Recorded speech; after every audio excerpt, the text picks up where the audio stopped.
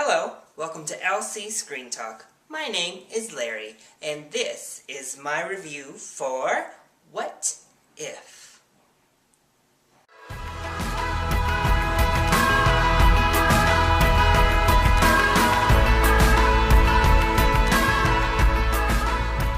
So What If is a quaint little romantic comedy starring Daniel Radcliffe.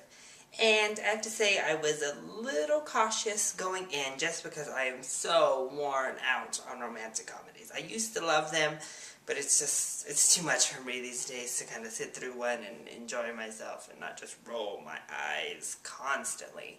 But this was an actually entertaining, enjoyable romantic comedy, and I'm so glad I actually went through and saw this film. So let's jump into what made it entertaining for me. First, our two leads are wonderful. I think the acting is just really natural. So, not just from our two leads, everybody puts in a good performance. They're all trying, and they all are just in this world, and this world feels like our world. So that's always a really big plus in films, especially when they're dealing with real life issues, such as romance. But our two leads really stole it. Their chemistry was fantastic, completely believable, kept you engaged the entire time. The banter that they had was hilarious. I just really bought the relationship between these two people, and it was just enjoyable to be a part of their life, and I think that's what really sold the film. You were just along for the ride, involved in their story, and you liked it. You knew exactly what you were getting, and you liked it. The movie is funny. It's not typical romantic comedy shtick kind of funny. It's witty, for one. Really witty. These characters are really on their game with their smart alecky type responses.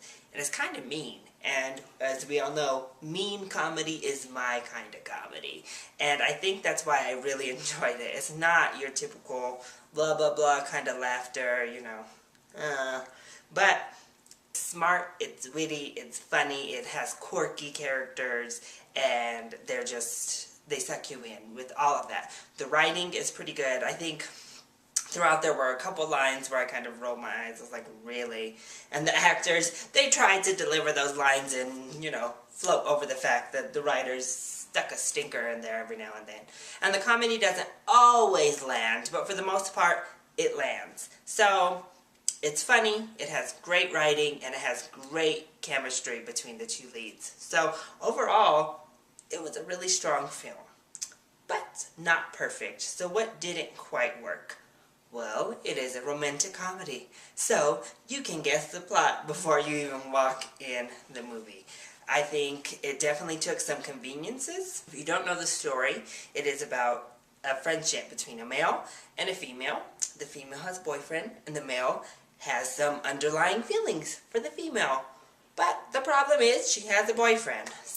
The boyfriend is kind of like the blocking of the romance that we always get in these kind of movies. And then, you usually have the build-up of them getting to know each other, fall in love, and then there's the blowout where they leave, but in the end they're going to come back together. That's kind of the romantic comedy shtick. Well, the boyfriend is the blockade right from the beginning. And then we have some very convenient plot stories involving jobs and travel and stuff like that make it easy, and I feel like it kind of was a cop-out. So instead of dealing with the problem, and, especially the female character really has to deal with this problem here and now, and she has to be faced with the tough decisions, she's given a little bit of an out with some conveniences that really help her throughout the story make up her mind on what she wants to do. Some of our side characters are not really developed. They're kind of one note. Some of them have a little bit of development, but outside of our main two, we don't see too much of their development. They're kind of just there to provide their one-liners and their bits throughout the entire film. They're enjoyable, they're funny, but they are one note and don't get much development. Also, there's a surprising amount of waste jokes.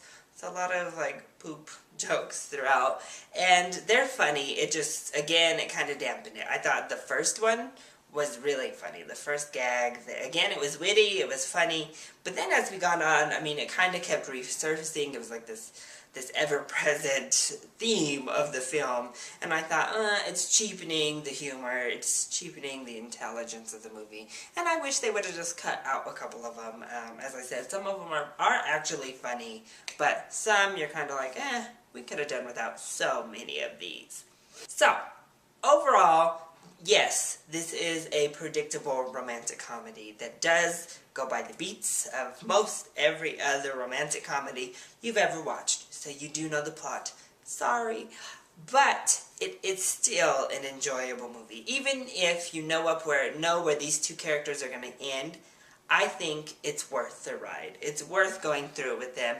They're really likable, they're really relatable, and you do find yourself laughing throughout the majority of the film. So I definitely recommend this. Find What If anywhere that it might be near you. It does have a wide release, but for a wide release, it's still not at 1,000 theaters nationwide. So find it, see it, especially if you are a romantic comedy fan. I think you will love it. And if you're not a romantic comedy fan and you're just a comedy fan, I also think you will enjoy this movie.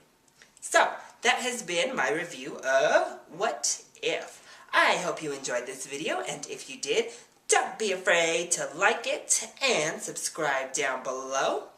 And I love you all so much for your support. Thank you for watching, and I will see you next time. Bye.